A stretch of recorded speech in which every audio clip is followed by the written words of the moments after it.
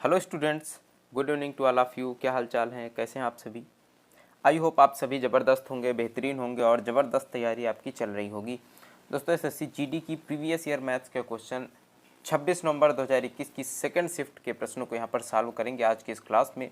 और जैसा कि आप सभी को पता है कि 2021 में आया गणित के सभी प्रश्नों का शिफ्ट वाइज हल मैं करा रहा हूँ और इसके साथ ही साथ रीजनिंग की भी क्लासें चल रही हैं डेली सुबह 6 बजे। तो सुबह 6 बजे रीजनिंग की क्लासें भी आप ज्वाइन करिएगा। और चलिए बढ़ते हैं आज की क्लास की तरफ। क्वेश्चन नंबर 1 देखते हैं। 3 प्लस और या ब्रैकेट के अंदर 1 + 1/2 माइनस 3 माइनस 8 डिवाइडेड बाई 2 और 1 + 3 + 2/5। ठीक है, इसे सॉल्व करेंगे तो 3 प्लस 2 एक कम 2 एक 3 3/2 आ जाएगा माइनस 3 माइनस 2 चौको 8 आ जाएगा। कितना आ जाएगा? 4 आ जाएगा।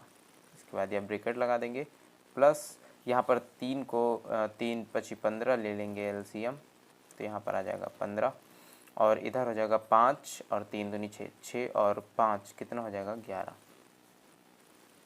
ठीक है, इसके बाद यह फिर 3 प्लस 3/2 माइनस 4 माइनस 3 कितना होगा? माइनस का 1 होगा और यहाँ पर माइनस पहले से लगा हुआ है तो प्लस हो जाएगा। प्लस का कितना हो जाएगा?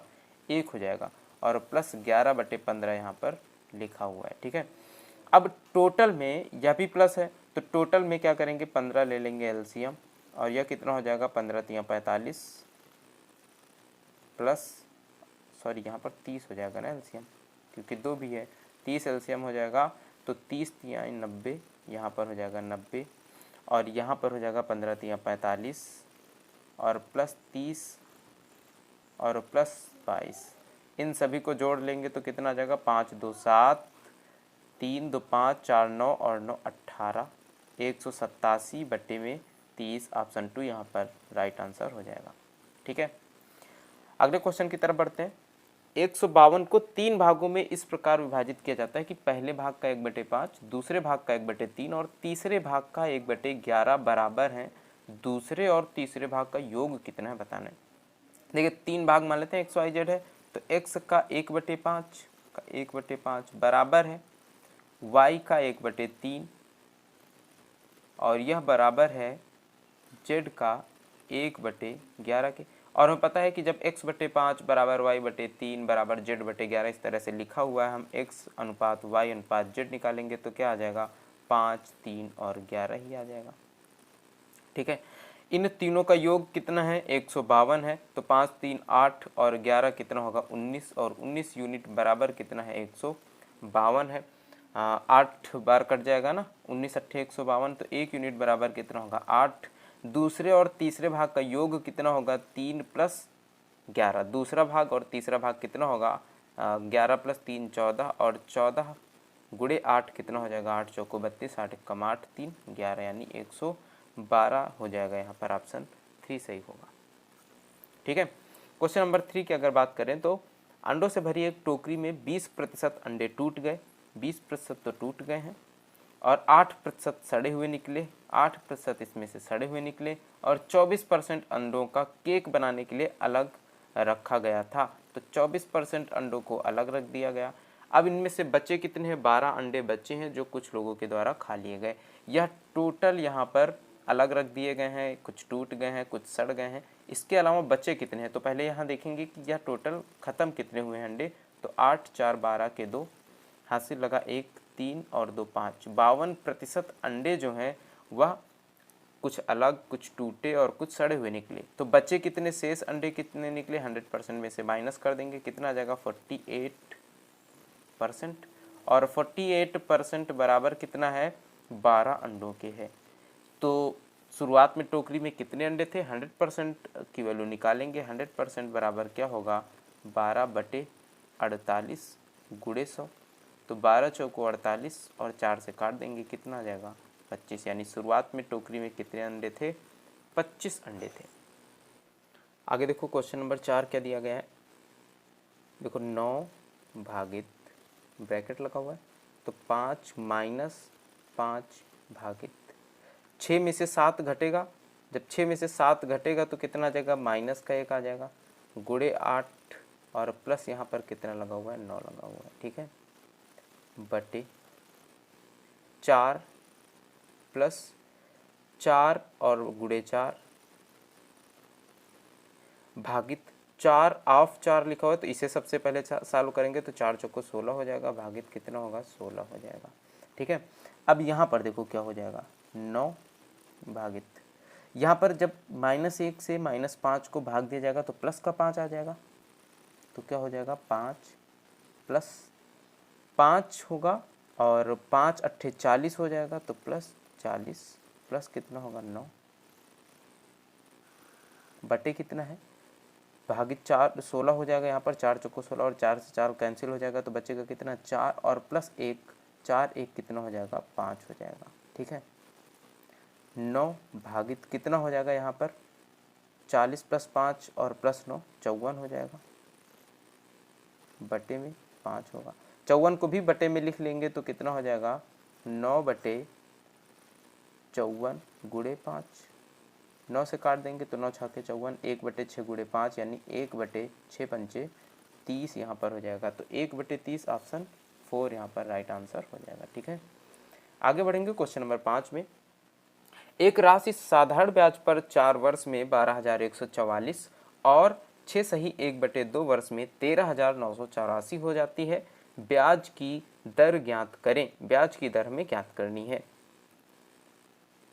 4 वर्ष में यह है राशि और 6.5 वर्ष में यानी 2.5 वर्षों का ब्याज इसमें जुड़ गया है और 2.5 वर्षों का ब्याज जुड़ने के बाद राशि कितनी हो गई है, 13,984 हो गई है। तो 2.5 का मतलब क्या होता है, 5/2 वर्ष और 5/2 वर्षों में ब्याज कितना मिला है। ब्याज अगर हमें निकालना है, क्योंकि साधारण ब्याज है, हर वर्ष आपको पता है बराबर रहेगा, तो 13,984 में से 12,144 निकाल लेंगे तो 5/2 वर्षों का ब्याज मिल जाएगा, ठीक है।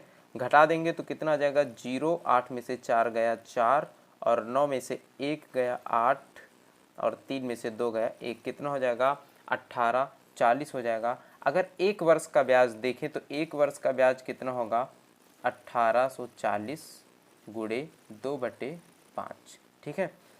5 से भाग कर देंगे तो 5 3 15 और 3 5 6 30, 5 8 40, 368 गुणे 2 कर देंगे तो 2 8 16 और 2 6 12 1 13, 2 3 6 1 7, कितना आ जाएगा, 736 रुपये आ जाएगा 1 वर्ष का ब्याज, ठीक है। अब यहाँ पर 4 वर्षों में कितनी हुई थी, 12,144। अगर हम इसमें से 4 वर्ष का ब्याज माइनस कर दें तो यह हमें मूलधन मिल जाएगा, तो P बराबर कितना हो जाएगा, 12,144 माइनस 4 से इसे गुणा कर देंगे तो 4 वर्षों का ब्याज निकल आएगा, 4 छंग 24 और 4 3 12, 2 14, 14 के 4 हाथ से लगा 1, 4 7 28, 1 29, 2,944 हो जाएगा। तो मूलधन कितना आ जाएगा, 0 0, 11 में से 9 गया 2 और 11 में से 2 गए तो 9, कितना आ जाएगा, 9,200 मूलधन है और 1 वर्ष का ब्याज कितना है, 736 है। तो बताएं ब्याज दर कितनी होगी, R बराबर क्या होगा, 736 बटे 9,200 गुणे 100, कैंसिल हो जाएगा, कितने बार कटेगा, 9 8 72, 8 दूनी 16, 8 बार चला जाएगा पहाड़ा यहाँ पर 92 का, तो 8% आ जाएगा। R बराबर कितना आ जाएगा, 8%, ठीक है। आगे बढ़ते हैं क्वेश्चन नंबर 6, कॉलेज के चुनाव में सचिव पद के विजयी उम्मीदवार को 69% मत प्राप्त हुआ और उसने अपने प्रतिद्वंदी को 342 मतों से पराजित किया। कॉलेज में विद्यार्थियों की कुल संख्या अगर 100 है, 100% है यानी 100 यूनिट है, तो विजयी उम्मीदवार को कितने परसेंट मत मिले, 69, तो 100 का कितना होगा, 69 होगा। अगर टोटल 100 है तो कितने मत मिले, 69 मिले। अगर विजयी उम्मीदवार को 69 मिले हैं तो जो पराजित हुआ है, जो हारा है प्रतिद्वंदी इसका, उसे कितना मत मिला होगा, तो इसे 31 मत मिला होगा। 69 को घटा देंगे 100 में से, कितना आ जाएगा, 31 आ जाएगा। अब यहाँ पर देखें कि 31 से कितने ज़्यादा इसने प्राप्त किए हैं, अपने प्रतिद्वंदी से कितने अधिक मत प्राप्त किए हैं, तो 69 में से क्या करेंगे, 31 को घटा देंगे, 8 और 3, 38 मत प्राप्त किए हैं अधिक। 38 यूनिट बराबर 342 मतों के है, तो यहाँ पर टोटल विद्यार्थियों की संख्या यानी 100 यूनिट बराबर क्या होगा, निकालना है। तो इसे काट देते हैं 38 से, तो 100 बराबर क्या आ जाएगा, 8 9 72 और 9 3 27 और 7 कितना होगा, 34, तो 9 बार चला जाएगा 100 यूनिट बराबर कितना आ जाएगा, 900 आ जाएगा। ऑप्शन 4 यहाँ पर राइट आंसर हो जाएगा। ठीक है, टोटल कितने विद्यार्थी हैं, 900 विद्यार्थी हैं। आगे बढ़ते हैं अगले क्वेश्चन में। ए और बी की आय का अनुपात 5:7 है। तो देखें ए और बी की आय जो है, आय मान लेते हैं कितनी है, 5x और 7x है। ठीक है, बी की बचत ए और बी के कुल, ए का व्यय बी की बचत के बराबर है। ठीक है, ए का जो खर्चा है वह बी की बचत के बराबर है और इनका आय यह दिया गया है। तो हम ए और बी का खर्च है, चाहे तो मान ले खर्च कितना, ए का मान लेते हैं ए और बी का खर्च मान लेते हैं बी। ठीक है, या फिर इनका पूछा क्या जा रहा है, उनकी कुल बचत कितनी होगी, तो चाहे खर्च मान ले या फिर बचत। चलिए खर्च मान लेते हैं, तो खर्च से लगा लेते हैं। ए का खर्च है ए और बी का खर्च है बी। तो दोस्त ए की बचत कितनी होगी और बी की बचत कितनी होगी, क्योंकि ए का व्यय बोला जा रहा है, ए का जो खर्चा है यानी ए है यह बराबर है बी की बचत के।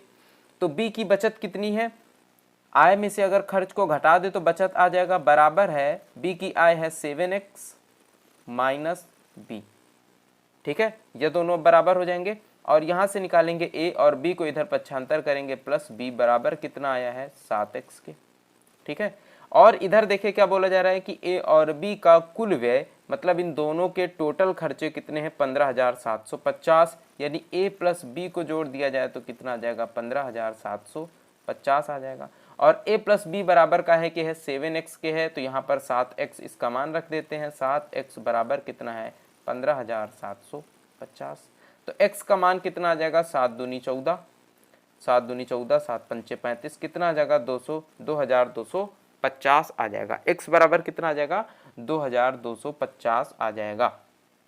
अच्छा, x बराबर 2250 आया तो इन दोनों का टोटल आय कितनी होगी, टोटल जो कमाई है, टोटल आय कितनी है, 7 और 5 12x है।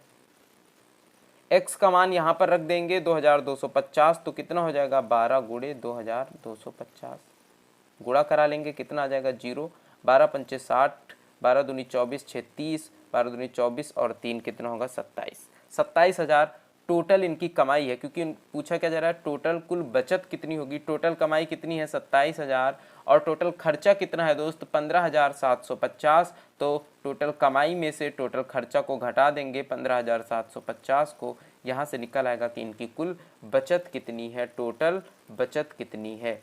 ठीक है, और वह कितना आ जाएगा, 0, 5, 9 में से 7 गया 2, 6 में से 5 गया 1 और 1, 11,250 रुपये। कौन से ऑप्शन में है, 11,250, ऑप्शन 2 यहाँ पर राइट हो जाएगा। ठीक है, समझ में आ गया होगा। आगे बढ़ते हैं, क्वेश्चन नंबर 8। निश्चित संख्या वाले बच्चों के एक समूह का औसत भार 31 किलोग्राम है। 32.5 केजी औसत भार वाले 11 और बच्चों के इस समूह में शामिल होने पर औसत भार में 0.25 किलोग्राम की वृद्धि हो जाती है। आरंभ में समूह में बच्चों की संख्या कितनी थी। पहले जितने भी बच्चे थे, टोटल जो बच्चे थे, x मान लेते हैं बच्चे थे, तो यहाँ पर औसत भार कितना था, 31 केजी था। 11 और बच्चे आ गए 32.5 केजी भार वाले, तो कुछ औसत यहाँ पर बढ़ जाएगा। और कितना बढ़ेगा, अगर 31 केजी ही होता तो कोई परिवर्तन ना होता, कोई फर्क ना पड़ता। 31 से यह कितना ज्यादा था, 31 से कितना ज्यादा था, 1.5 केजी ज्यादा था। 1.5 केजी औसत भार ज्यादा था यहाँ पर 11 बच्चों का, तो टोटल भार कितना ज्यादा रहा होगा, 11 बच्चों का मिला दे तो 11 25 55, 11 कम 11 और 5 16.5 केजी यहाँ पर टोटल भार ज्यादा रहा होगा। ठीक है, और अब बच्चे कितने हो गए, बच्चे अब कितने हो गए, x प्लस 11 हो गए, क्योंकि 11 और आ गए हैं। तो x प्लस 11 बच्चों का जो भार में वृद्धि हो रही है वह कितनी हो रही है, 0.25 केजी की हो रही है। अब 0.25 केजी की अगर वृद्धि हो रही है तो बच्चे टोटल कितने हैं, टोटल बच्चों की संख्या कितनी होगी, 16.5 केजी बटे 0.25 केजी। ठीक है, यहाँ पे दशमलव हटाएंगे, इधर दशमलव हटाएंगे, इधर एक 0 बढ़ा देंगे। ठीक है, 5 से काट देंगे, 5 पंचे 25, 5 तिया 15, 5 तिया 15, 5 से काटेंगे, 5 छके 30, 5 छके 30। तो x प्लस 11 बराबर कितने टोटल बच्चे आ गए, 66 आ गए हैं। यहाँ पर पूछा जा रहा है आरंभ में समूह में बच्चों की संख्या कितनी थी, तो आरंभ में कितनी थी, x थी। x बराबर क्या होगा 66 माइनस 11 यानी 55 बच्चे थे स्टार्टिंग में। ऑप्शन 2 यहाँ पर राइट ऑप्शन हो जाएगा। ठीक है, आगे बढ़ते हैं। क्वेश्चन नंबर 9, एक कार्य पर 15 व्यक्ति एक साथ मिलकर काम करना शुरू करते हैं, लेकिन कुछ दिनों के बाद 6 व्यक्ति काम छोड़कर चले जाते हैं। परिणाम स्वरूप जो काम 42 दिनों में पूरा हो सकता था वह 54 दिनों में पूरा हुआ। काम शुरू होने के कितने दिनों के बाद 6 व्यक्तियों ने काम छोड़ दिया। देखें, अगर 15 व्यक्ति टोटल काम करते रहते तो काम कितने दिनों में पूरा हो जाता, 42 दिनों में। यानी टोटल काम था कितना, 15 गुणे 42 काम था। ठीक है, टोटल कितना काम था, 15 दूनी 30, 15 चौको 60 और 3 63, टोटल 630 काम था। लेकिन कुछ दिनों तक काम किया 15 लोगों ने, फिर 6 लोग छोड़ करके चले गए, तो बाकी काम कितने लोगों ने किया, 9 लोगों ने किया। और काम टोटल कितने दिन तक चला है, 54 दिन तक चला है। तो 6 लोग तो बीच में चले गए थे, लेकिन 9 लोग तो शुरुआत से लेकर के लास्ट तक काम कर रहे थे ना। जब शुरुआत में 15 काम कर रहे थे तब भी वह 9 लोग काम कर रहे थे, जब 6 छोड़ करके चले गए तब भी वह 9 लोग काम कर रहे थे। तो 9 लोगों ने टोटल कितने दिन तक काम किया है, 54 दिन तक काम किया है। ठीक है, तो टोटल कितना काम करेंगे, 9 चौको 36, 9 पंचे 45 और 3 कितना होगा 48, यानी 486 काम तो यह 9 लोगों ने कंप्लीट कर दिया है। ठीक है, तो 486 इसमें माइनस कर देंगे, बचेगा कितना 4 और 4 और इधर 144 काम बचा है। और यह 144 काम किसने पूरा किया, यह 144 काम उन लोगों ने पूरा किया, यह जो 6 लोग थे शुरुआत में जो कुछ दिनों तक काम कर रहे थे, उन्होंने 144 काम कंप्लीट किया। उसके बाद वह काम छोड़ करके चले गए, शेष काम पूरा किया इन 9 लोगों ने। तो काम कितने दिनों तक चला था, 54 दिनों तक चला था। तो यह 144 काम कितने लोगों ने किया है, 6 लोगों ने किया है। 144 काम 6 लोग करेंगे तो कितना समय लगेगा, 6 दूनी 12, 6 चौको 24, 24 दिन लगा है। इसका मतलब शुरुआत के 24 दिन तक 6 लोगों ने काम किया, उसके बाद यह काम छोड़ करके चले गए हैं। ऑप्शन 1 यहाँ पर सही हो जाएगा। ठीक है, आगे बढ़ते हैं अगले क्वेश्चन में। 7.2 किलोमीटर प्रति घंटा की चाल से चलता एक व्यक्ति एक पुल को 25 मिनट में पार कर जाता है। पुल की लंबाई मीटर में ज्ञात करो। तो मीटर में ज्ञात करना है तो किलोमीटर प्रति घंटा को मीटर प्रति सेकंड में बदल लेते हैं। 72 यहाँ पर 7.2 दिया गया है, 5/18 से इसे गुणा करा देंगे। 25 मिनट दिए गए हैं, इसे सेकंड में बदल लेंगे, 25 गुणे 60 और डिस्टेंस बराबर क्या होता है, स्पीड इंटू टाइम, गुणा करा देंगे। ठीक है, पुल की लंबाई हमें यहाँ से मिल जाएगी। दशमलव यहाँ पर हटाएंगे, इधर 0 खिला देंगे, 0 से यह 0 कैंसिल हो जाएगा। 18 से काट देंगे, 18 चौको 72, 25 चौको 100 और यहाँ पर 500, 5 छक्के 30, कितना आ जाएगा 3000 मीटर आ जाएगा। ठीक है, तो पुल की लंबाई कितनी है दोस्त, 3000 मीटर है। ठीक है, आगे बढ़ते हैं क्वेश्चन नंबर 11 में। किसी वस्तु को 12,400 रुपये में बेचने पर प्राप्त लाभ उसी वस्तु को 10,600 में बेचने पर हुई हानि के बराबर है। देखें, ये है मूलधन है यहाँ पर सीपी, सॉरी कास्ट प्राइस। ठीक है, क्रय मूल्य है सीपी। इसमें जब हम 10,600 में बेचते हैं तो कुछ हानि होती है, 10,600 रुपये में बेचने पर कुछ हानि होती है एक्स की। और जब इसे हम 12,400 में बेचते हैं तो एक्स का लाभ होता है। यानी अगर हम 10,600 में एक्स जोड़ेंगे तो क्रय मूल्य मिल जाएगा, और क्रय मूल्य में एक्स जोड़ देंगे तो 12,400 मिल जाएगा। इसका मतलब क्या है, 10,600 में अगर हम 2x जोड़ देंगे तो हमें क्या मिल जाएगा, 12,400 मिल जाएगा। तो 2x बराबर क्या होगा, 10,600 हम इसमें से घटा देते हैं, कितना बचेगा 0 0 8 और एक कितना बच जाएगा 1800। तो x बराबर कितना आ जाएगा दोस्त, 900 आ जाएगा। अगर हम इसका क्रय मूल्य निकालें तो वस्तु का क्रय मूल्य कितना होगा, 10,600 प्लस 900 तो कितना हो जाएगा, क्योंकि x इसमें जोड़ेंगे तो CP निकल आएगा। तो CP यहाँ से निकल करके आ जाएगा, CP क्या होगा 9 6 15 यानी 115,000। ठीक है, 11,500 यहाँ पर मूलधन होगा। बेचना कितने में है, 14,950 में, तो SP कितना होगा 14,950। अब बताएं यहाँ पर प्रॉफिट कितना हो रहा है, जो लाभ हो रहा है वह कितना हो रहा है। तो प्रॉफिट होगा, प्रॉफिट परसेंट डायरेक्ट निकाल लेते हैं क्योंकि लाभ प्रतिशत पूछा जा रहा है। प्रॉफिट परसेंट, प्रॉफिट बटे CP गुणे 100। प्रॉफिट कितना हो रहा है 5043, 345 जीरो हो रहा है, बटे कितना 115,000। गुणे 100, 0 से 0 कैंसिल, 5 कितने बार 11 3 33, 5 3 15 और 3 कम 3 1 4, 3 कम 3 ठीक 3 बार चला जाएगा। तो कितना आ जाएगा प्रॉफिट परसेंट दोस्त, 30% आ जाएगा। ठीक है, ऑप्शन 4 यहाँ पर राइट आंसर हो जाएगा। आगे बढ़ते हैं क्वेश्चन नंबर 12 में। एक वस्तु का अंकित मूल्य 15,800 रुपये है। यदि कोई दुकानदार 20% की छूट देने के बाद 18% का लाभ कमाता है तो वस्तु का क्रय मूल्य रुपए के निकटतम ज्ञात करो। ठीक है, निकटतम रुपए में ज्ञात करना है। 15,800 अंकित मूल्य है।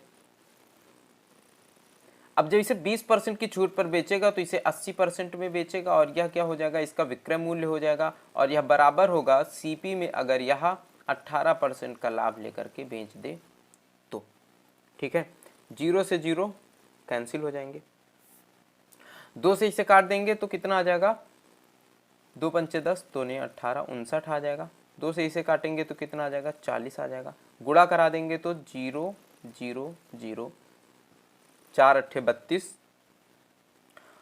4 पंचे 20 और 3 23, 4 एक कम 4 और 4 2 6, कितना आ जाएगा 632 000 और इसके बटे में कितना हो जाएगा 59 हो जाएगा, बराबर कितना आ जाएगा सीपी आ जाएगा। निकटतम रुपए में बताना है। तो देखिए हम अगर 59 को 60 मान ले, थोड़ा नीचे अगर हम ज़्यादा मानेंगे तो मान हमारा थोड़ा सा कम आएगा और फिर हम क्या करेंगे, अनुमानतः उतना ही थोड़ा बहुत थोड़ा सा बिल्कुल थोड़ा सा बढ़ा देंगे। तो नीचे अगर हम 59 की जगह पर 60 मान लें तो कितना आ जाएगा, 59 की जगह पर हम अगर 60 मान करके कैलकुलेट कर लें तो कितना आएगा, 6 दहम्मा 60 और 6 पंचे 30, 6 दहम्मा 60 होगा, यहाँ पर है 3, 6 पंचे 30 हो जाएगा और फिर कितना आएगा 2, तो 6 का 18 और फिर 2 6 का 18, 10,533 के आसपास आया है। थोड़ा सा इसमें बढ़ा देंगे तो 500 की बजाय क्या हो जाएगा 712। इसके बाद देखिए अगर थोड़ा सा इसमें बढ़ा देंगे तो कौन सा ऑप्शन आ जाएगा 10,712, यही हमारा सही हो जाएगा। अगर हम 59 से भाग करके देखें ना, 63,000 कितना था, 6,32,000 था। 6,32,000 को अगर हम 59 से भाग करेंगे तो लगभग यही आएगा 10,712 के आसपास। ठीक है, आगे बढ़ते हैं अगले क्वेश्चन में। 4 अंकों की बड़ी से बड़ी कौन सी संख्या 24, 40 और 48 से पूर्णतः विभाजित है। 24, 40 और 48 से विभाजित होने वाली 4 अंकों की बड़ी से बड़ी संख्या हमें बतानी है। तो देखिए यहाँ पर 2 तरीके हैं। एक तरीका तो सीधे सीधे है कि हम 24 से भाग करके देख लें और 40 से भाग करके देख लें 48 से। तो 24 से भाग नहीं करना है, हमें देखना है कि संख्या 12 से विभाजित हो रही हो। 12 का मतलब है 6 से और 6 का मतलब किससे है, 3 से विभाजित हो रही हो, 2 से विभाजित हो रही हो और 12 का मतलब है 6 और 2 से, यानी ये संख्या 4 से या फिर संख्या 8 और 3 से विभाजित हो रही हो। तो हम अलग अलग देख सकते हैं कि 3 से विभाजित है कि नहीं। सबसे पहला जो है वो 3 से विभाजित चेक कर लेंगे। तो पहला ऑप्शन तो 3 से विभाजित हो जाएगा क्योंकि अंकों का योग 3 से विभाजित होना चाहिए, लेकिन दूसरा ऑप्शन तो यहाँ पर नहीं होगा क्योंकि यहाँ पर 8 है। और तीसरा ऑप्शन भी अगर देखें तो 8 4 12 और 9, बाकी तीनों ऑप्शन 3 से विभाजित हो जाएंगे।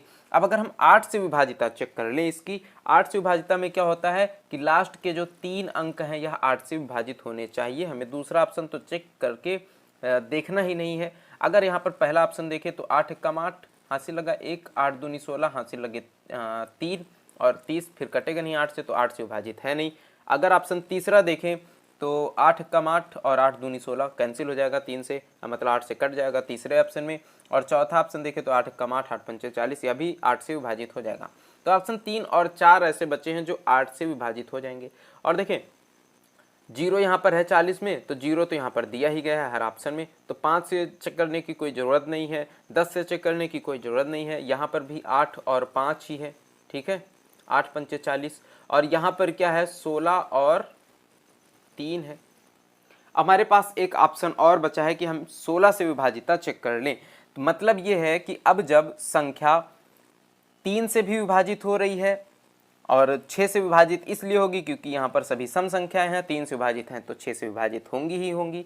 8 से भी विभाजित हो रही है, 3 से भी विभाजित हो रही है। तो अब एक लास्ट ऑप्शन बचा है कि अगर इन दोनों में जो संख्या भी 16 से विभाजित हो जाएगी वही संख्या यहाँ पर ऑप्शन आंसर हो जाएगा। ठीक है, तो 16 से विभाजित क्या है, अंतिम 4 अंक। तो पूरी की पूरी संख्या अगर 16 से विभाजित करके हम देख लें और यह विभाजित हो रही हो तो बस वही हमारा आंसर हो जाएगा। ठीक है, 16 से इसे विभाजित करेंगे तो कितना आ जाएगा, 16 छक्के 96 और बचेगा 3, तो 16 दूनी 32 और कितना बचेगा, 32 और 4 है ना, 4 बचेगा, फिर 16 से ये कटेगा नहीं तो ऑप्शन 3 तो गलत हो जाएगा।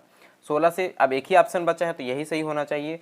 एक बार चेक कर लेते हैं, 16 छक्के 96 बचेगा कितना, 2, 16 कम 16 और 8, 16 पंचे 80, तो ऑप्शन 4 जो है यह 16 से विभाजित हो जाएगा। इसका मतलब यहाँ पर ऑप्शन 4 राइट आंसर हो जाएगा। देखें यहाँ पर मुझे जितना टाइम बताने में लगा है उतना टाइम आपको चेक करने में नहीं लगेगा। ठीक है, और बाकी जो तरीका है आपका, इसका एलसीएम निकालेंगे और फिर एलसीएम निकाल करके 4 अंकों की बड़ी से बड़ी संख्या को उससे भाग देंगे और देखेंगे उसके पास कौन सी ऐसी संख्या है जो उस एलसीएम से विभाजित हो रही है, बस वही आंसर हो जाएगा। ठीक है, ठीक है ना। चलिए बढ़ते हैं आगे क्वेश्चन में। क्वेश्चन नंबर 14, एक व्यापारी एक वस्तु x को बेचकर 30% का लाभ कमाता है और एक अन्य वस्तु y को बेचकर 16% की हानि उठाता है। x और y के क्रय मूल्य का अनुपात 3:4 है, तो पूरे सौदे में लाभ हानि कितनी है। जो 3:4 है ना क्रय मूल्य, इसको सीपी मान लेते हैं 300 और 400। पहली वस्तु x है, दूसरी वस्तु y है, यह 300 की है, यह 400 की है। इसमें 30% का लाभ कमा रहा है, तो 30% कितना होगा, 3 × 9 यानी 90 होगा, 90 का लाभ कमाया। और 16% की इसमें हानि कमाया, तो 16 चौको 64, 64 की हानि कमाया। टोटल कितना है दोस्त, 700 है। सीपी टोटल कितना है, 700 है। और उसमें लाभ कमा रहा है पूरे सौदे में या हानि, क्योंकि लाभ ज़्यादा है तो लाभ कमा रहा है। और कितना लाभ है, हानि को इसमें माइनस कर देंगे, बचेगा कितना, 6, और 8 में से 6 गया 2, 26 बचा। तो 26 की यहाँ पर लाभ 26 का पाता है, 700 में से गुणे 100 कर देंगे, 0 से 0 कैंसिल हो जाएगा, 7 त्रिका 21 और बचेगा कितना, 5, तो 7 सत्ती 49, 3.7% के आसपास यह लाभ कमाएगा। ठीक है, आगे बढ़ते हैं अगले क्वेश्चन में। एक लंबवृत्तीय बेलन का आयतन जो है वह 8448 घन सेंटीमीटर है। इसके वक्र पृष्ठ का क्षेत्रफल जो है वर्ग सेंटीमीटर में, इसके आयतन के आंकिक मान के 1/8 के बराबर है। देखिए बेलन का आयतन कितना होता है, पाई आर स्क्वायर इंटू एच, और यह कितना है, 8448 है। और बेलन के वक्र पृष्ठ का क्षेत्रफल क्या होता है, 2 पाई आर इंटू एच, और यह इसके 1/8 के बराबर है ना, तो यह कितना होगा, 8 कम 8, 8 पंचे 40, 8 छंग 48, 256 के बराबर होगा। बेलन की ऊंचाई हमें बतानी है कि बेलन की ऊंचाई क्या होगी। अगर देखें हम इन दोनों का भाग करा दें, दोनों का भाग करा दें तो क्या आ जाएगा, जब इन दोनों का भाग कराएंगे तो यहाँ पर r से r कैंसिल हो जाएगा, r से यह स्क्वायर कैंसिल हो जाएगा, पाई से पाई कैंसिल हो जाएगा, h से h कैंसिल हो जाएगा। यहाँ पर बचेगा कितना, r/2, और यहाँ पर क्या बचेगा, क्योंकि यह 1/8 के बराबर है, यह 1 है तो यह 8 के बराबर है। अभी तो हमने इसको 1/8 निकाला ना, तो यह 8 आ जाएगा और नीचे कितना आ जाएगा, 1 आ जाएगा। ठीक है, क्लियर है। तो r बराबर कितना आ जाएगा, यहाँ पर 16 आ जाएगा। और जब r बराबर 16 आ जाएगा तो हम यहाँ पर क्या करेंगे, कहीं पर भी r का मान रख देंगे। तो ऑप्शन 2 यहाँ पर थोड़ा सा इजी पड़ेगा, इसमें r का मान रख देते हैं 16, तो 2 गुणे पाई का मान 22/7 गुणे r का मान है 16 इंटू h बराबर 1056 हो जाएगा। और h का मान हमें निकालना है, 11 दूनी 22, 11 से काटेंगे 11 9 99, 11 छक्के 66, 2 दूनी 4 और 4 से काट देंगे। अच्छा 16 से भी कट जाएगा तो 16 से काट देंगे, 16 छक्के 96, फिर 2 से काटेंगे 3, और फिर यह 2 बचा हुआ है अभी 1 इसमें। ठीक है, और ये 7 बचा हुआ है, तो h बराबर क्या होगा, 7 त्रिका 21 और 21/2, तो 2 दहम्मा 20 और 2 पंचे 10, 10.5 यहाँ पर जो h है ऊंचाई है वह आ जाएगी। ठीक है, आगे बढ़ते हैं क्वेश्चन नंबर 16 में। ब्याज की गणना वार्षिक चक्रवृद्धि आधार पर किए जाने पर 15,000 की धनराशि को 8% वार्षिक ब्याज की दर से एक निश्चित समय के लिए निवेश करने पर प्राप्त होने वाला मिश्रधन जो है वह 17,496 है। देखिए जो प्रिंसिपल है वह कितना है, 15,000, और जो अमाउंट है वह कितना है, 17,496 है। ठीक है। और ब्याज की दर कितनी है, 8% है, यानी कि 100:108। यहाँ पर एक वर्ष का अगर जो है प्रिंसिपल और अमाउंट का रेशियो बनाया जाए, एक वर्ष में कितना ब्याज मिलेगा, तो 100:108, यानी यहाँ पर 50, 4 से काट लेंगे तो कितना आ जाएगा 25, और 4 से काटेंगे 4 दूनी 8, 4 सत्ते 28, 25:27 बन जाएगा, यानी कि 8% का ब्याज की दर है तो 25:27 बन जाएगा। ठीक है, तो हम इसे इसी रेशियो में बनाएंगे और इस रेशियो में बना करके देखेंगे कि यहाँ पर जो मूलधन है वह तो हमें मिल जाएगा, समय कितना है यह देखेंगे। तो यह 25 और 27 के रेशियो में कब बन पाएगा यह देखेंगे कि हमें इसके लिए इसका वर्गमूल निकालना पड़ेगा या घनमूल निकालना पड़ेगा। ठीक है, तो सबसे पहले रेशियो चेक करेंगे, 4 से काटेंगे, 4 तियाँ 12 और 4 सत्ते 28, 4 पंचे 20 और 0 3750, और 4 से काटेंगे 4 चौको 16, 4 तियाँ 12 और यहाँ पर कितना आएगा 2, तो 4 सत्ते 28, 4 चौको 16। ठीक है, अब तो यह 4 से कटेगा नहीं, तो अब इसे काटेंगे 2 से, और 2 से काटेंगे तो 2 तियाँ 6, 3 से भी कट जाएगा। ठीक है, तो 6 से काट लेते हैं, 6 पंचे 30, 6 छाके 36 और 6 दूनी 12, 6 पंचे 30, 6 से काटेंगे तो 6 छाके 36, 6 सत्ते 42, 1, 6 दूनी 12 और 5, 6 नहीं है 54। देखें, यह 625 है, यह 729 है। अगर हम इसे 25 और 27 बनाना चाहें तो कैसे बनेगा, अंडर रूट कर देंगे, रूट लगा देंगे। रूट लगाने का मतलब क्या है कि यह जो 25 और 27 यहाँ पर राशि है, यह 625 और 729 कब बनेगी, जब हम इसका स्क्वायर करेंगे, यानी कि 2 वर्षों का ब्याज काउंट करेंगे। तो जो टाइम आया है यहाँ से हमारा टाइम निकल करके आ जाएगा, टाइम कितना है दोस्त, 2 वर्ष है। अब देखें, अब बोला जा रहा है कि राशि वही रहेगी 15,000 रुपए की। ठीक है, और ब्याज दर क्या होगा, 15% वार्षिक ब्याज दर से प्राप्त होगा मिश्र धन हमें बताना है, जबकि ब्याज की गणना 8 मासिक चक्रवृद्धि आधार पर करी जा रही है। अब 2 वर्ष है तो 2 वर्ष में कितने 8 माह होंगे, कितने बार आएंगे 8, और 2 वर्षों में 24 महीने होते हैं, तो 8 माह कितने बार आएंगे 24/8, यानी 3 बार आएंगे। तो 8 माह से 3 बार यहाँ पर ब्याज काउंट करना है, 3 बार ब्याज लेना है। अगर 12 महीनों का जो ब्याज है वह कितना है 15% है, तो 8 महीनों का ब्याज क्या होगा दोस्त, 15/12 गुणे 8, यानी 4 तियाँ 12, 4 दूनी 8, 15 दूना 30 और 30/3, यानी कितना हो जाएगा 10% हो जाएगा। तो 8 महीनों का ब्याज कितना लगेगा 10% और 3 बार ब्याज यहाँ पर लगेगा। मिश्र धन हमें बताना है, तो 10 10 10 3 बार लगा देते हैं। यहाँ पर 15,000 का 10% कितना होगा 1500, फिर से 1500, फिर से 1500, और इस ब्याज का 150, इस ब्याज का और इस ब्याज का कितना होगा 300 और इसका 15। यह टोटल ब्याज काउंट हो जाएगा। 15 तियाँ 45 कितना होगा 450। लेकिन यहाँ पर देखें हमें निकालना क्या है मिश्र धन, तो 15,000 को भी जोड़ेंगे, 15,000 प्लस 15 तियाँ 45, 4500 और प्लस 3 1 4, 450 और प्लस कितना है 15, इन सबको जोड़ लेंगे तो क्या आंसर आ जाएगा 5 5 1 6, 5 4 9 और 5 4 9 और 1 19,965। यहाँ पर ऑप्शन 4 सही हो जाएगा। ठीक है ना, आगे बढ़ते हैं अगले क्वेश्चन में। यदि किसी मेज का खुदरा मूल्य 900 रुपए है और निर्माता, थोक व्यापारी और खुदरा विक्रेता के लाभ का प्रतिशत क्रमशः 8, 10 और 20% है, तो मेज की उत्पादन लागत कितनी थी। देखें, उत्पादन लागत x मान लेते हैं, 8% कमाता है निर्माता तो 108 में बेचता है 100 की वस्तु, और यहाँ पर 10% उसके बाद थोक व्यापारी लेता है तो 110/100, फिर उसके बाद खुदरा विक्रेता 20% लेता है तो 120/100, और लास्ट में जो रेट है वह कितना पहुँच जाता है 900 पहुँच जाता है। बस हम इसे सॉल्व कर लेंगे, 9 से काट देंगे 100 आ जाएगा, इधर इधर 9 कम 9, 9 दूनी 18 आ जाएगा। ठीक है, 0 से यह 0 कैंसिल हो जाएंगे दोनों। यहाँ पर कितना आ जाएगा x बराबर 1 2 3 4, अब 4 से 6 काट लेते हैं तो 4 तियाँ 12 और यहाँ पर आ जाएगा 25, 4 से काटेंगे 4 तियाँ 12, इधर आ जाएगा 25, तो यह कितना होगा 625 00 बटे में कितना आ जाएगा 3 3 9 और 9 और 11 कितना होगा 99।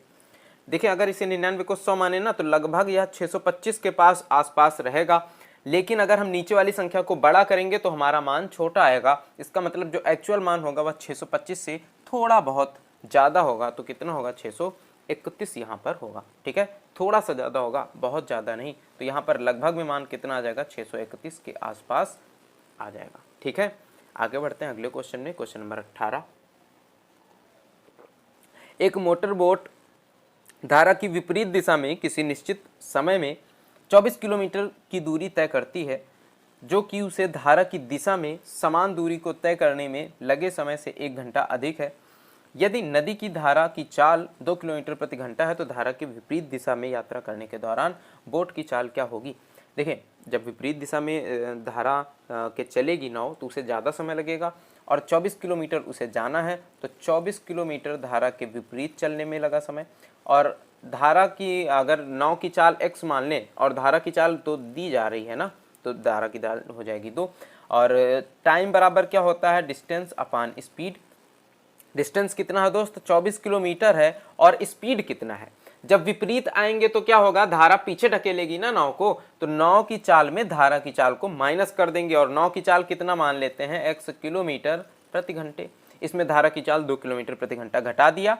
और जब हम इसमें से घटा दें अगर धारा के साथ चलने में जो समय लगा है, मतलब धारा के साथ जो चलने में समय, जब धारा के साथ नाव जाएगी तो धारा नाव को और आगे बढ़ाएगी, तो उसमें धारा की चाल भी जोड़ देंगे। ठीक है, यहाँ पर जो समय लगा है यह इससे 1 घंटा अधिक है, तो अगर इसको हम घटा दें तो कितना आ जाएगा, 1 घंटा आ जाएगा। इन दोनों के समय का अंतर कितना आएगा, 1 घंटा आएगा, क्योंकि 1 घंटा अधिक लगता है। अब देखिए अगर हम इसे सॉल्व करेंगे ना तो यहाँ पर एक द्विघात समीकरण भी बन सकता है, और द्विघात समीकरण अगर बन जाएगा तो थोड़ा सा परेशान करेगा। इसलिए हम क्या करेंगे कि वैल्यू पुट करेंगे, मान रख करके चेक करेंगे। अब देखें यहाँ पर हमें 1 लेकर के आना है, तो x का ऐसा क्या मान रख दिया जाए कि यहाँ पर 1 आ जाए। तो x का मान हम किसके अकॉर्डिंग रखेंगे, 24 के गुणनखंडों के अकॉर्डिंग रखेंगे। और 24 के गुणनखंड क्या क्या हो सकते हैं, 12 और 2, 12 दूनी 24, 8 और 3, 8 त्रिका 24, है ना। और क्या हो सकता है, 6 और 4 हो सकता है। ठीक है, तो लगभग लगभग यह इनके गुणनखंड हो सकते हैं। अगर हम यहाँ पर 12 बनाना चाहें तो यहाँ पर क्या हो जाएगा, x का मान अगर हम यहाँ पर 14 रख दें तो 14 माइनस 2 कितना होगा, 12 होगा, और फिर 12 दूनी 24 हो जाएगा। लेकिन फिर यहाँ पर 14 प्लस 16 हो जाएगा, यहाँ पर तो 2 आ जाएगा, 12 दूनी 24, लेकिन यहाँ पर 14 प्लस 2 16 हो जाएगा, और फिर यहाँ पर 1 आना चाहिए ना, तभी तो यहाँ पर 1 आएगा, 1 आएगा नहीं, तो यहाँ पे दिक्कत आ जाएगी। 12 इसे बनाएंगे नहीं, इसका मतलब यह ऑप्शन तो हमारे लिए चला गया है। अब ऑप्शन बचा है दूसरा 8। अगर x माइनस 2 को 8 बनाना है तो x का मान कितना रखना पड़ेगा, 10 रखना पड़ेगा। और अगर x का मान हम 10 रखते हैं तो यहाँ पर 8 बन जाएगा, और 8 त्रिका 24 हो जाएगा। तो x का मान 10 है, 10 प्लस 2 कितना होगा, 12 होगा, और 12 दूनी 24। अब यहाँ पर देखिए कितना होगा, 8 त्रिका 24, और यहाँ पर अगर 12 रख दे तो 12 दूनी 24, 3 माइनस 2 करेंगे 1 आ जाएगा। इसका मतलब x का मान हम कितना रख सकते हैं, 10 रख सकते हैं। तो x माइनस 2 बराबर कितना आएगा, 12 आएगा, 8 आएगा, सॉरी 8 आएगा, क्योंकि x माइनस 2 का मान 8 हमने रख दिया। ठीक है, और पूछा क्या जा रहा है, धारा के विपरीत दिशा में यात्रा करने के दौरान बोट की चाल कितनी होगी। अब विपरीत दिशा में चलेगा तो बोट में नाव की चाल घटी जाएगी। x माइनस 2 का मान ही पूछा जा रहा है, कितना होगा, 8 किलोमीटर प्रति घंटे होगा। हम चाहें तो यहाँ पर पता क्या कर सकते हैं, ऑप्शन की हेल्प भी ले सकते थे। जैसे ही हम x माइनस 2 का मान 8 रखते तो हमें पता चल जाता कि x माइनस 2 बराबर 8 रखा है, तो x बराबर कितना होगा, 10 होगा। तो यहाँ पर कितना होगा, 12, और 12 दूनी 24, 8 त्रिका 24, इनका अंतर कितना आएगा, 1 आएगा। बस हमारा आंसर 1 यहाँ पर सही हो जाएगा, जहाँ पर 8 आ रहा है। ठीक है, आगे बढ़ते हैं। क्वेश्चन नंबर 19, कितना क्या बोला जा रहा है, पाइप ए भरने वाला पाइप है जबकि बी और सी खाली करने वाले पाइप हैं। पाइप ए अकेले टंकी को 10 घंटे में भर सकता है। ए की क्षमता इतनी है कि वह 10 घंटे में अकेले पाइप पूरी टंकी को भर दे। बी अकेले टंकी के 2/3 भाग को 20 घंटे में खाली कर सकता है। देखें 2/3 भाग को कितने घंटे में खाली कर रहा है, 20 घंटे में। तो पूरे भाग को कितने घंटे में खाली करेगा, 20 गुणे 3/2, यानी कि 30 घंटे में। तो बी कितने घंटे में खाली करेगा? 30 घंटे में, क्योंकि बी और सी खाली कर रहे हैं। और जब तीनों को चलाया जाए, ए बी और सी तीनों चल रहे हैं, तो टंकी 40 घंटों में पूरी तरह से भर जा रही है। सी अकेले टंकी के 2/3 भाग को कितने घंटों में खाली करेगा, हमें यह बताना है। तो सबसे पहले तो टंकी की क्षमता 120 ले लेते हैं, एलसीएम इन सभी का। और ए की क्षमता कितनी है? 12। बी की क्षमता कितनी है? 4। और इन तीनों की मिला करके क्षमता कितनी है दोस्त? 3 है। 4 3 12। ठीक है, आगे देखो, ए तो 12 भर रहा है, बी 4 खाली कर रहा है, तो कितनी भरेगी? अगर ए और बी दोनों साथ में चले तो टंकी कितनी भरेगी? 12 में से 4 घटा देंगे, 8 आ जाएगा। टंकी 8 भर रही थी, लेकिन जैसे ही सी को खोला गया, सी ने भी कुछ पानी निकालना शुरू किया, और फिर टंकी अब कितनी भर रही है? पाइप की क्षमता कितनी बची है? 3 ही बची है। यहाँ पर ए और बी की क्षमता कितनी थी अगर मिला दी जाती? तो 8 थी, लेकिन जैसे ही सी को खोला गया तो 3 बची, यानी सी की क्षमता कितनी है? वह 5 यूनिट पानी खाली कर रहा है हर घंटे में। ठीक है, तो सी की क्षमता कितनी है दोस्त? 5 है। और टंकी के कितने भाग को खाली करना है? टंकी का पूरा भाग 120 है, टंकी का 2/3 भाग कितना होगा? 120 गुणे 2/3, 3 चौको 12 और 4 दूनी 8, यानी 80 यूनिट पानी खाली करने में सी को कितना समय लगेगा? 80/5, यानी कि 16 घंटे। ठीक है, यहाँ पर ऑप्शन 4 16 घंटे सही हो जाएगा। आगे बढ़ते हैं अगले क्वेश्चन में। अमरनाथ ने 22,500 का निवेश किया, साधारण ब्याज की वह वार्षिक दर ज्ञात करो जिस पर उसे 4 वर्षों में 28,800 का मिश्र धन प्राप्त हो। तो मिश्र धन क्या? हमको तो ब्याज से लेना देना है, ब्याज हमें पता चल जाए तो हम फटाफट से बता देंगे कि 4 वर्षों का ब्याज इतना है, तो 1 वर्ष का कितना होगा? इतना बटे 4। ठीक है, तो यहाँ पर मिश्र धन कितना है? 28,800 माइनस कर देंगे 22,500, तो यहाँ से हमारा क्या निकल करके आ जाएगा? एसआई निकल करके आ जाएगा। 00, 8 में से 5 गया 3, 8 में से 2 गया 6, तो एसआई कितना है? 4 वर्षों का 6300। तो 1 वर्ष का एसआई कितना है? 4 एकम 4, 2 बचा, 4 पंचे 20, 3 बचा, 4 सत्ते 28, 4 पंचे 20, 1575 बचा है 1 वर्ष का ब्याज। और ब्याज की दर निकालनी है, तो 1 वर्ष का ब्याज 1575 बटे मूलधन 22,500 और गुणे कितना होगा? 100 होगा। 0 से 0 कैंसिल हो जाएगा।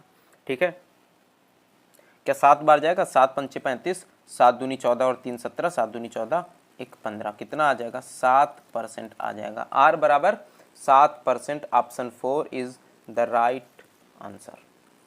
ठीक है, आगे बढ़ते हैं क्वेश्चन नंबर 21 में। दो संख्याओं का एलसीएम और एचसीएफ जो है वह क्रमशः 420 और 6 है। इन संख्याओं का योग 102 है, दोनों संख्याओं का अंतर कितना होगा? देखिए, अगर एचसीएफ 6 है, मतलब संख्या जो है वह 6 की गुणज ही है, तो एक संख्या हम मान लेंगे 6x और दूसरी संख्या मान लेंगे 6y, और इन दोनों संख्याओं का योग कितना है? 6x प्लस 6y बराबर कितना है? 102 है। तो x प्लस y बराबर कितना है? 6 कॉमन कर लेंगे और 6 से इसे विभाजित कर देंगे, 6 कम 6, 6 सत्ते 42। x प्लस y कितना है दोस्त? 17 है। और अगर संख्याओं का गुणनफल निकालें, 6x गुणे 6y कर दें, तो संख्याओं का गुणनफल बराबर क्या होता है? एलसीएम पहली संख्या गुणे दूसरी संख्या बराबर एलसीएम गुणे एचसीएफ। तो एलसीएम कितना है? 420 और एचसीएफ कितना है? 6 है। 6 से 6 कैंसिल, 6 सत्ते 42। तो दोस्त x इंटू वाई कितना आया है? 70 आया है। अब x और y का वह मान बताओ, x और y के वह मान बताओ जिनका गुणा करने पर 70 और जोड़ने पर 17 आ जाए। कौन से मान होंगे? बताओ क्या होगा? x बराबर 10 और y बराबर 7। 7 प्लस 10 17 और 7 धामा 70। हमें क्या बताना है? इन दोनों संख्याओं का अंतर ज्ञात करना है। तो x बराबर कितना है दोस्त? 10 है। अंतर निकालने का मतलब ये संख्याएं कितनी है? 6x और 6y। तो 6x माइनस 6y का मान हमें बताना है। 6x यानी कितना होगा? 10 छके 60, ठीक है। और 6y कितना होगा? 6 सत्ते 42, कितना आ जाएगा? 8 1 18। ऑप्शन 4 यहाँ पर राइट हो जाएगा। हम चाहें तो क्या कर सकते थे? यहाँ पर 6 को कॉमन कर सकते थे, x माइनस वाई निकाल लेते, और x माइनस वाई कितना आएगा? 3 आएगा, और 6 त्रिक का कितना हो जाएगा? 18 हो जाएगा। ठीक है, क्लियर हो गया। आगे बढ़ें। अगला क्वेश्चन है 18 और 12 का तृतीय अनुपाती क्या होगा। देखिए तृतीय अनुपाती का बहुत सा सिंपल सा फार्मूला है। एक फार्मूला है a इंटू सी बराबर बी स्क्वायर। ए है प्रथमानुपाती, सी है तृतीय अनुपाती और बी है द्वितीय अनुपाती। ठीक है, और तृतीय अनुपाती पूछा जा रहा है तो c बराबर क्या होगा बी स्क्वायर बटे ए। तो c बराबर बी स्क्वायर कितना है 12 गुणे 12, 12 गुणे 12 बटे ए कितना है 18 है। 6 से काट देंगे 6 त्रिका 18, 6 दूनी 12, 3 से काटेंगे 3 चौको 12, तो c बराबर कितना आ जाएगा 4 दूनी 8, यानी ऑप्शन ए यहाँ पर राइट आंसर हो जाएगा। देखिए अगर आपको फार्मूला नहीं याद रहता है तो आप ऐसे बना सकते हैं a अनुपात b समानुपात, क्योंकि केवल तृतीय अनुपाती पूछा गया है तो b अनुपात c। अब बताएं, अब आपको आ जाएगा a अनुपात b समानुपात b अनुपात c। अंदर अंदर वालों का गुणा बराबर होता है बाहर बाहर वालों का गुणे के, यानी b स्क्वायर बराबर होता है ac के। और देखिए यही चीज यहाँ पर मैंने पहले ही आपको बता दिया है। ठीक है, आगे बढ़ते हैं क्वेश्चन नंबर 23 में। किसी वस्तु का अंकित मूल्य 800 रुपए है। एक दुकानदार उस वस्तु पर 2 छूट देता है, पहली छूट 10% और दूसरी 5%। तो वस्तु का विक्रय मूल्य कितना होगा। देखो 800 की चीज है, 10% की छूट दी तो 90 में बेची, और 5% की छूट दी तो 95 में बेची। 0 से 0 तो कैंसिल हो जाएगा, 0 से या 0 कैंसिल हो जाएगा। 5 दूनी 10, 5 से काटेंगे तो 19 और 2 से काटेंगे तो 4। 19 चौको कितना होगा 76, और गुणे में कितना है 9, 9 से गुणा कर देंगे, 9 छाके 54, 9 सत्ते 63 और 5 कितना होगा 68, यानी 684। ऑप्शन 2 यहाँ पर राइट आंसर हो जाएगा। आगे बढ़ते हैं क्वेश्चन नंबर 24। 48 संख्याओं का औसत 48 है। इंटरेस्टिंग क्वेश्चन है, अच्छा क्वेश्चन है। 48 संख्याओं का औसत कितना है 48 है। यह बाद में ज्ञात हुआ कि 48 की जगह 48 को 2 जगह पर गलती से 84 समझा गया। अगर 48 को एक जगह पर गलती से 84 समझा गया होता तो कितना गलत औसत आता, यानी कितना गलत हमने जोड़ा है। तो 84 में से क्या करते 48 को घटा देते, कितना आ जाता 8 और 6, और यहाँ पर कितना बचेगा 7 में से 4 गया 3, 36 बचेगा। अगर एक जगह पर 48 की जगह 84 लिखते तो 36 ज़्यादा जुड़ गया होता। अब हमें क्या करना होता, सही करके 36 कम करना होता, लेकिन ऐसा हुआ है 2 जगह पर तो इसे 2 से गुणा कर देंगे, यानी अब यहाँ पर टोटल कितना ज़्यादा हम लिख चुके हैं। जब 48 की जगह पर 2 जगह पर 84 लिखा गया है तो हमने ऑलरेडी कितना ज़्यादा लिखा हुआ है 72 ज़्यादा लिखा हुआ है। सही औसत निकालना है तो हमें टोटल में से 72 को माइनस करना होगा। इसका मतलब हमें औसत में से कितना माइनस करना होगा, तो बटे का क्या कर देंगे, क्योंकि 48 का औसत निकालना है ना, बटे 48 कर देंगे। 12 चौको 48, 12 छंग 72, और 2 से काटेंगे 2 दूनी 4, 2 तियां 6, 2 से काटेंगे कितना आ जाएगा 1.5 आ जाएगा। औसत इसमें से 1.5 ज़्यादा लिखा हुआ है, हम माइनस 1.5 कर देंगे तो कितना आ जाएगा 5 और 7 में से 1 गया 6, 46.5, यानी ऑप्शन 3 सही उत्तर हो जाएगा। ठीक है, अगर कोई भी डाउट आपका रहता है तो आप कमेंट करके ज़रूर बताएं। क्लास पसंद आ रही हो तो लाइक कर दें और अपने दोस्तों के साथ भी इसे शेयर कर दें। एक शानदार प्रश्न, एक ज़बरदस्त प्रश्न की तरफ हम लोग आ गए हैं। एक समकोण त्रिभुज में 14 सेंटीमीटर और 48 सेंटीमीटर लंबाई वाली भुजाएं समकोण बनाती हैं। लंबी भुजा को केंद्र मान करके घुमाने पर बनने वाले शंकु का आयतन कितना होगा। दोस्त एक यह भुजा है और एक यह भुजा है और यह समकोण बना रही है। यह एक समकोण त्रिभुज है। यह भुजा मान लेते हैं 14 है और यह कितनी है 48 सेंटीमीटर है। अब इसे केंद्र मान लिया गया है लंबी वाली भुजा को, और इसे इस तरह से घुमा दिया गया है। इस तरह से आप ये मान लीजिए जैसे यह एक, आप इस तरह से एक जो है त्रिभुज रख सकते हैं, और इस तरह से त्रिभुज ले करके इधर इस तरह से घुमा दिया जाए। जब इस तरह से घुमाया जाएगा तो यह कुछ इस तरह का एक क्या बन जाएगा, शंकु बन जाएगा। और इस शंकु का आपको आयतन ज्ञात करना है। शंकु का आयतन क्या होता है 1/3 पाई r स्क्वायर h। समझ रहे होंगे आप क्या यहाँ पर कह रहा है प्रश्न में। एक शंकु है, इस लंबी वाली भुजा को केंद्र माना गया और इसे घुमा दिया गया। जब इस तरह से घुमाया जाएगा तो इसका आयतन क्या होगा, जो शंकु बन रहा है, यह हमें ज्ञात करना है। तो यहाँ पर देखें आर कितना आ गया है, आर बराबर 14 आ गया है, आर 14 है, क्योंकि यहाँ पर यह टोटल व्यास होगा और इसका इतना पार्ट कितना है, 14 है, त्रिज्या कितनी है, 14 है, और यहाँ पर 48 क्या है ऊंचाई, h बराबर 48, क्योंकि यही तो ऊंचाई होती है जो सीधी होती है। ठीक है, अब हमें आयतन निकालना है, तो 1/3 गुणे पाई का मान क्या होगा, 22/7, क्योंकि यहाँ पर दिया गया है। आगे आर का मान है 14, तो 14 गुणित 14 आर स्क्वायर गुणे h 48। ठीक है, 7 से काट लेंगे, 7 दूनी 14, और 3 से इसे काट लेंगे तो 16 आ जाएगा, 16 और 16 दूनी 32, और 16 दूनी 32, 3 35, 352 गुणे 14 गुणे 2। ठीक है, तो 14 से गुणा करा देते हैं, फिर 2 से गुणा करा देते हैं, 14 दूनी 28, 14 पंचे 70 और 2 72, 14 तियाँ 42 और 7 कितना होगा 49, गुणे 2 कर देते हैं, तो 2 अट्ठे 16, 2 दूनी 4 1 5, दूनी 18, 2 चौको 8 1 9, कितना आ जाएगा 9856 घन सेंटीमीटर।